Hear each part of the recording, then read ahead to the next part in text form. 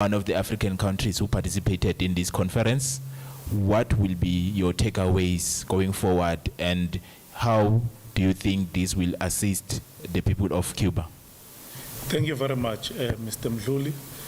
The main takeaway from this conference that we are living with is the importance of ensuring that particularly all bilateral institutions, such as the United Nations, we need all of us as African countries and African people join the leadership of South Africa in making sure that those institutions are transformed. You will remember that there has been successive resolutions of the United Nations, with particularly the issue of the illegal trade and economic embargo on Cuba. But the United States of America has singularly chosen to ignore those resolutions of that structure. And that's why when South Africa and other African countries speak about the need to transform the United Nations, it is speaking amongst other things to this sort of issue. If you would remember, Cuba has been liberated 65 years now. Out of those 65 years of liberation, Cuba has been under illegal embargo for 62 years. But even during that difficult period, Cuba was able to extend unprecedented solidarity to many African countries and in South America, which led to many of these African countries liberated.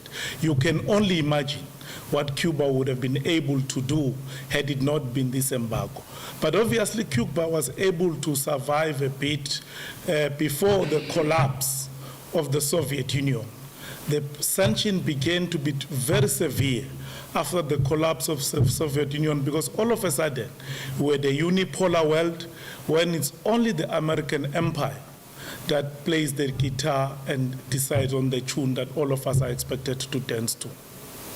Yes, sure. Njengesiswati. Just a second. In your country, in this, what do you believe that your country is benefiting or will benefit out of this? Well, first and foremost, we as a country in Swaziland are already benefiting from Cuba's internationalism, in the sense that you find Cuban doctors in Swaziland, we've got engineers that are coming from Cuba, but also as Podemos as a political party, our own deputy president, when he was running away from the clutches of the murderous regime there, Cuba took him in, trained him not only politically, but he trained him to become a medical doctor, and he was a qualified medical doctor. So we, both at a party level and at a national level, we have experienced Cuba's solidarity. Just shortly, njengesiswati, summarize what you've just told us. What are your takeaways here, and how are you benefiting as a country? Well, let's Mpumalanga njenge nhlangano lephuma eSwatini.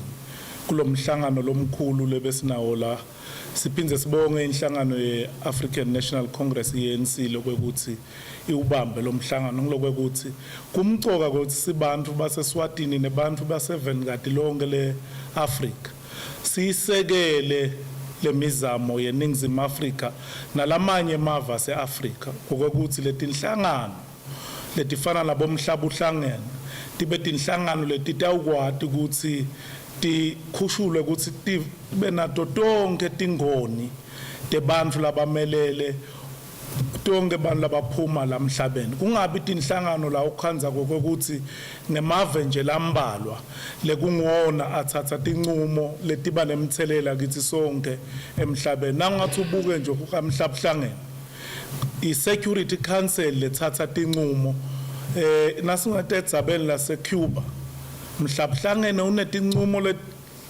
ledlula kuletintsatfu endzabeni yokuthi awasuswe ema-sanctions langekho emthethweni langiwona singathi ekhama umnotho wase-Cuba.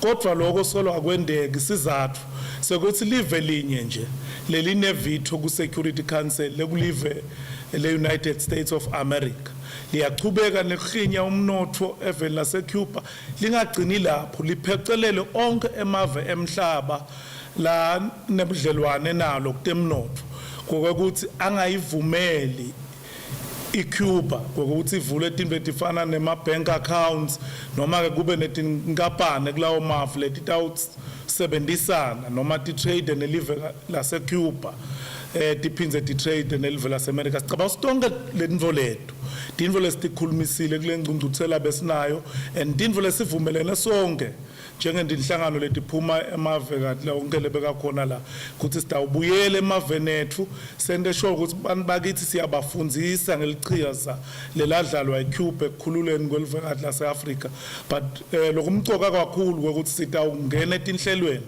letitawenta sure ukuthi live lase-Cuba liyaphuma kule nkinga lelibhekene nayo.